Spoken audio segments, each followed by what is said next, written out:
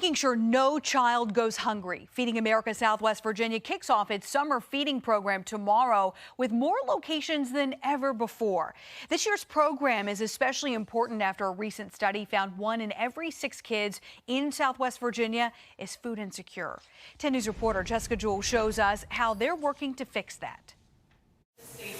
Feeding America Southwest Virginia, slicing into another busy summer. I'm ready to get in there and get this oven heated up. Constance Smith and her crew preparing to kick off the summer feeding program. Extra work, double work for me, definitely. Well worth it, she says, to help kids in need. So they're not just sad and then wondering, when they're going to get their next meal. A parent's worst nightmare that she's experienced firsthand. I lost everything to a fire. So not knowing where we were going to get our next meals at, living in the hotel, that was a big struggle for me. That all changed when Smith enrolled in Feeding America's culinary training program, and now she's paying it forward. I know what it feels like, and I know what my kids' faces look like and how sad they were. So it means a lot to me.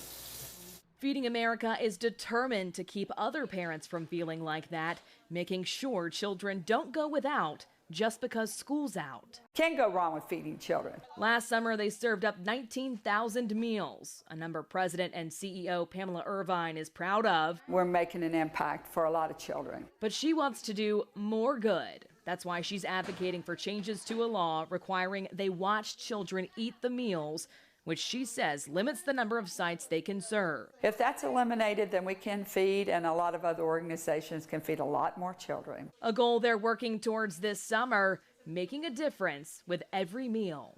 In Roanoke, Jessica Jewell, 10 News, working for you.